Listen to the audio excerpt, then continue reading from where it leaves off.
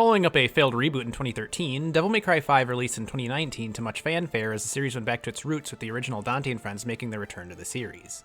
Supported by the impressive RE engine, our favorite Devil Hunter and his scrappy sidekick have never looked better as they embark on an arguably much grander and more emotional journey than what we've seen in past entries. My personal experience with Devil May Cry has ultimately led to this, the final part in a 6-part series where I analyze and share my experience with each Devil May Cry title. After just finishing the DMC reboot that pleasantly surprised me in terms of gameplay but left a sour taste in my mouth with the character design, I like it rough. I was beyond excited to jump into the latest game in the series to experience a return to form with one of the most stunning Devil May Cry games of them all. My name's Johnny Bueno and this is Style Perfected, a Devil May Cry 5 review. Devil May Cry 5 easily has the most compelling and emotional story in the entire series, with our young pal Nero once again sitting at the forefront. It starts off with a bang as you watch Dante and Nero get absolutely demolished by the new big bad, Urizen. Urizen, the alleged Demon King, is using an enormous tree known as the Clyphoth tree to kill humans and empower himself with their blood. I thought this intro was incredibly strong as one of the few times in the series where we actually see Dante meet his match. This makes our villain much more imposing and dangerous as you start the game in Nero's shoes on a mission for revenge and to prove to Dante that he is not, in fact, dead weight. That bastard called me dead weight, but he'd come all this way for nothing! Nero now has a lot more depth as a character, and this was something that stuck out to me right away. He's now more than just the angsty teenager he was in Devil May Cry 4. I mean, he's still a little angsty, but now there's a lot more context around why he feels that way as he struggles to make himself useful to Dante and to reclaim his demonic arm from Urizen. He also swears a lot more. He definitely gained a potty mouth somewhere between Devil May Cry 4 and 5, but I think it suits him pretty well considering his rough and tough yet scrappy personality. This might be blasphemous to say, but his tendency to swear alongside his new short haircut reminded me of DMC reboot Dante, but obviously Nero is nowhere near as cringe. I like it rough. Nero does his devil hunting work alongside newcomer to the series Nico, who serves as a sidekick, and the engineering genius who crafts his robotic arms. She's definitely more of a comic relief character, but I found her charming with her southern drawl as well as her dynamic with Nero. It's okay to cry. If you want, Nero, over a loss. Not cry. It doesn't make you a crybaby. Does make you a little bitch, though. There it is. Speaking of newcomers, V makes his debut as the third playable character you'll get to control alongside Nero and Dante. V is dark, he's mysterious, he loves poetry, and it doesn't seem like there's much to him until the climax of the game. But that's for good reason, which I won't dive too deep into in this review for spoiler purposes. For what he is, I think V plays his part in the story perfectly as a somewhat suspect ally to Nero and Dante. I'll have to admit though, I did love his gothic chic style. If you're gonna go goth, you might as well go all the way by wearing all black, being covered in tattoos, and reading odd poetry in the middle of combat.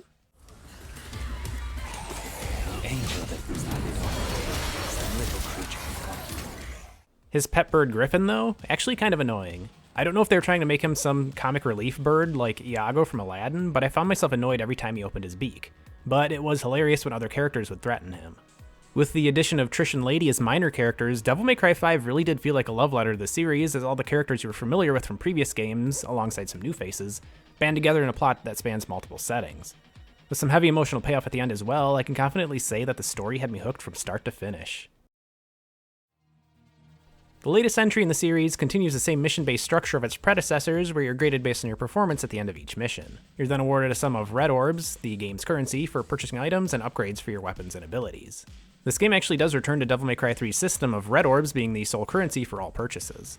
The previous two titles had separate currencies for purchasing items and buying upgrades, and I never really understood why they decided to change it, so I'm glad to see it revert back to its previous iteration.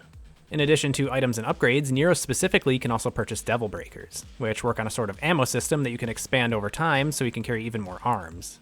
It can be kind of annoying to have to constantly purchase these between missions, but the game does give you multiple loadouts, so you can buy them in bulk and rotate through each loadout as you progress through the story. One big change is that Devil May Cry 5's story is divided between 3 total characters. We've gotten games in the past that split the story between 2 characters, so having to play as 3 characters made me a little nervous as I was afraid it would dilute the story. But my fears were put to rest pretty quickly. The split story between Nero, Dante, and V worked out quite well as there's a lot of overlap between their perspectives as you play through the game, and the fact that they're all pretty compelling characters in their own right. Some missions even gave you the option to pick one of the 3 characters to play as, and I thought that was a really cool addition that I believe is the first for the series. I found myself picking Nero in each of these cases as I liked his style of combat the most, but I'm glad to give you the option to play with the character you are most comfortable with. One important note is that even though you will cycle through different characters, vitality upgrades are shared across each of them, so you won't have to worry about spending red orbs to upgrade your health multiple times over. But you will have to purchase skills for each character separately. So I found myself being more conservative with my red orbs when I played as V or Dante because I wanted to save them to max out Nero's skills. But fortunately it didn't negatively impact my experience when playing with the former two characters, as I was able to power through their chapters without too much difficulty. Devil May Cry 5's combat has somehow managed to further perfect the amazing combat from previous titles. Performing combos feels smoother than ever, and each character brings a unique style of fighting to the table. Nero's back with a very familiar kit, though he's notably lost his Devil Buster mechanic from Devil May Cry 4 and has obtained the Devil Breaker in its place. Nero's Devil Breaker is a mechanical arm that gives him unique abilities depending on which one he has equipped. Minus the DLC variations, there are 8 Devil Breakers in total that are available to Nero, each having their own unique abilities.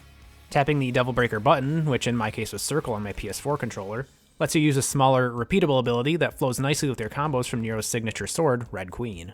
Holding the Devil Breaker button lets you use a much more flashy move that breaks Nero's currently equipped Devil Breaker in the process. This can range anywhere from a heavy-hitting combo to a literal giant laser beam. I absolutely love this addition to Nero's combat style as it gave him so much more variety in how he can dispatch enemies. Even if I found myself using the same 2 or 3 Devil Breakers, each one has a very specific use that can aid you in combat in various ways, and you're free to pick the one that works the best for your playstyle.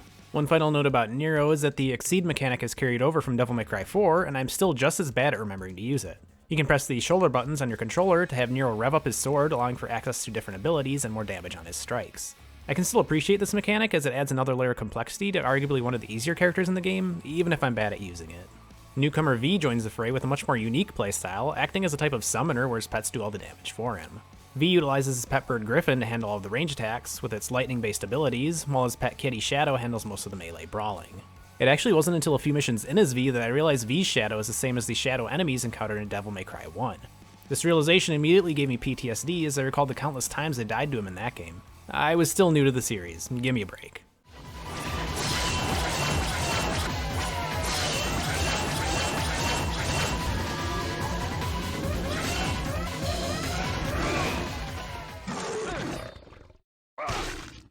V's third friend is the giant golem known as Nightmare, who can only be summoned through using the Devil Trigger gauge. He's a laser shooting powerhouse that can sweep an entire group of enemies with ease, but my favorite part about him was his occasionally hilarious entries into battle, where he'd bust through the walls like the Kool-Aid Man. Oh yeah!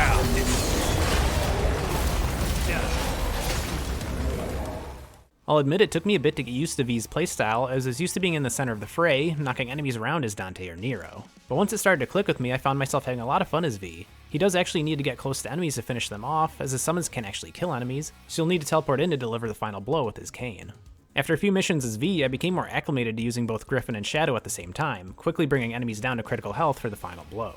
I think that's one of the bigger hurdles to overcome when you start out as V, making sure you're keeping both summons busy rather than focusing all of your attention on your melee combos with Shadow. When it comes to playing as V, teamwork really does make the dream work. Dante maintains a similar level of complexity from Devil May Cry 4, where he can freely swap between melee weapons, range weapons, and styles on the fly. This makes for incredibly intricate combos as you can cycle through Dante's entire arsenal while juggling enemies in the air. His trademark sword Rebellion once again makes a return, alongside the double armed Sparta and Balrog, which are powerful gauntlets, very similar to Gilgamesh from Devil May Cry 4. Naturally, Dante also gets some new toys, including the absolutely ridiculous Cavalier, which is a literal motorcycle that can split in half to form 2 giant buzzsaws. An upgraded version of the stylish Nunchaku from Devil May Cry 3 also makes an appearance in the form of King Cerberus, allowing Dante to harness the power of ice, lightning, and fire in a single weapon. Even more ridiculous than a motorcycle is Dr. Faust, a hat that uses red orbs as ammunition to perform special attacks. I found Dante's full arsenal of weapons and styles as fun to play around with as ever, even if I typically just stuck with Rebellion and Balrog in Swordmaster style for most of the game.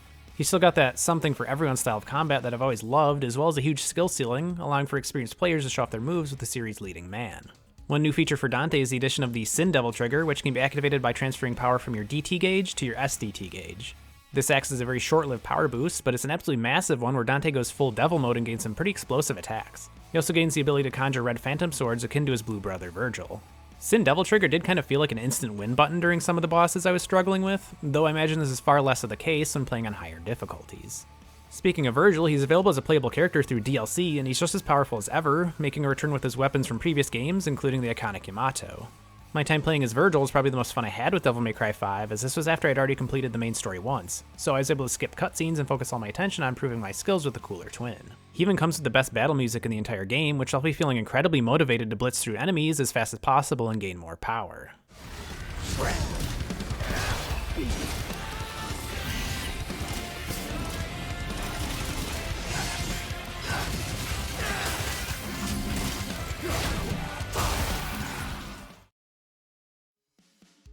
Enemy variety in Devil May Cry 5 is probably some of the best in the series so far. You'll find yourself up against enemies like the insectoid-style Impusas, the reptilian Riots, and the absolutely satanic-looking Baphomets. Similar to previous games, many of Devil May Cry 5's combat encounters center around one or two stronger enemies that are accompanied by several weaker enemies that serve as fodder for you to build up your style score. One thing I liked about Devil May Cry 5's enemies is that those stronger enemies really stood out as a threat. For example, if you leave a Baphomet alone for too long, they'll freeze you, leaving you completely vulnerable to attack. Hell Judecas will continuously summon more enemies the longer you leave them alone, so they'll need to be prioritized early on in the fight so you don't get surrounded. You need to take these stronger enemies into account when a fight starts. You can either beeline to them and take them out of the fight right away, or focus more on the weaker enemies if you're feeling a little greedy and want to build up your style score first. I really liked that it felt like there was some level of decision making required for most of the combat encounters, rather than all of the enemies just being lifeless punching bags. One nice carryover from the DMC reboot of all places was the inclusion of those little cutscenes that play every time you meet a new enemy. I like this from the reboot as it let you know you're about to deal with something you haven't seen before, so you need to be prepared. Also, I just thought they were a neat little touch. Similar to the standard enemies, Devil May Cry 5 also has the best variety of bosses in the entire series. Most missions will actually end with a boss fight, so there's always something to look forward to and test your skills against at the bookend of a level. Honestly, I don't have a ton of negative things to say about the boss fights in this game. They all offer pretty unique experiences, from a giant fire-breathing brute to a more whimsical flying thing and a beefed-up version of an old pal.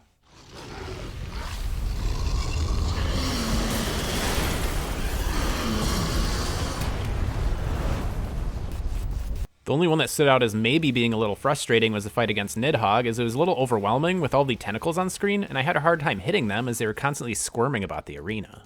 But I feel like my frustration was more due to my lack of experience with V, as this was the very first mission you get to play him in. Getting used to controlling his summons was a little tricky, so I was paying more mind to them rather than the boss itself. Fighting him again as Virgil actually proved this point, as I had a much better grip on the boss's mechanics the second time around. The fight against Cavalier Angelo is probably one of my favorite boss battles in the entire game, as he had well-telegraphed attacks and could easily be punished with aggressive combos, but still offered a challenging fight if you can't parry or dodge appropriately. You also need to be quick to act, as he'll teleport around the arena and pull off some pretty damaging lightning attacks if left alone for too long. I've mentioned this in previous videos, but these are the type of fights I adore in Devil May Cry games, where two powerful knights clash swords on equal footing. It was also really cool to see a souped-up version of Devil May Cry 3 Cerberus in the form of King Cerberus, the demon, not the weapon. This version was far more aggressive than his previous iteration, and he would have given me a pretty hard time if it weren't for Dante's Sin Devil trigger, which allowed me to overpower him pretty easily. Even still, it felt like his attacks hit like a truck, offering more than enough challenge from this three-headed boy.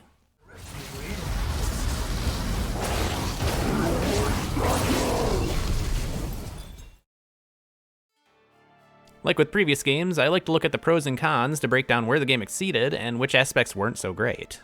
For the positives, Devil May Cry 5 has the best story in the entire series, with a strong opening and a satisfying enough ending to please new and old fans alike. Nero as a character is massively improved over Devil May Cry 4, now having his own clear motives and emotional impact on the story. V makes for a mysterious yet likable newcomer that helps set the events of Devil May Cry 5 in motion. Combat is as fluid as ever, with each character having their own style and quirks that makes playing each one a unique experience. The ability to play as 3 different characters during the main story allows for a lot more variety in gameplay throughout the 20 total missions. Great enemy design that actually makes you think about how to tackle each combat encounter. Boss fights are thrilling, and the variety of bosses is the best in the series. And of course, Virgil is a playable character. For the negatives, I honestly can't think of any that stand out. Of the 6 Devil May Cry games, I think Devil May Cry 5 is damn near perfect, and there wasn't anything overly apparent that brought that experience down. The only things that come to mind are maybe that the tutorial boss is stupid easy, or that the game showers you with gold orbs, which is the currency for resurrecting your character if you fall in battle, making the game far too forgiving. But the tutorial boss is, well, the tutorial boss, and gold orbs are completely optional to use, so those would be rather pedantic points to argue. So in my experience with Devil May Cry 5, it's hard to find any serious faults in a game this good. Devil May Cry 5 is a series fully realized. It feels like a love letter to the fans who have stuck around for over 2 decades, as it successfully builds upon the foundation laid out in previous titles and perfects them in various ways. Characters are improved, combat is somehow even more incredible, and most bosses are actually memorable. It's the most Devil May Cry of all the Devil May Cry games I've played to date, and I absolutely loved it, as it felt like the series' signature style was dialed up to 11, making for a truly special experience. Now, the completion of Devil May Cry 5 marks the end of the journey I embarked on over 2 months ago. I started out as an absolute noob as I got my feet wet and picked up Devil May Cry 1, I was put to sleep by Devil May Cry 2. Devil May Cry 3 woke me up and blew me away as a series savior, while Devil May Cry 4 somewhat continued that momentum in a fun, yet faulty experience. Meanwhile, DMC Devil May Cry was a surprisingly fun and possibly underrated reboot that unfortunately butchered the characters I grew to adore over the previous 4 titles. But Devil May Cry 5 brought us back to the series' roots in the most bombastic way and became my absolute favorite game in the entire series. This experience has made its mark on me and turned me into a fan for life, and I absolutely cannot wait for what's next. If you enjoyed this video, give it a like and please let me know what you think in the comments below. The Devil May Cry review series has reached its conclusion, but there will still be plenty more exciting content to come. So subscribe if you want to see more, and as always, thank you for watching.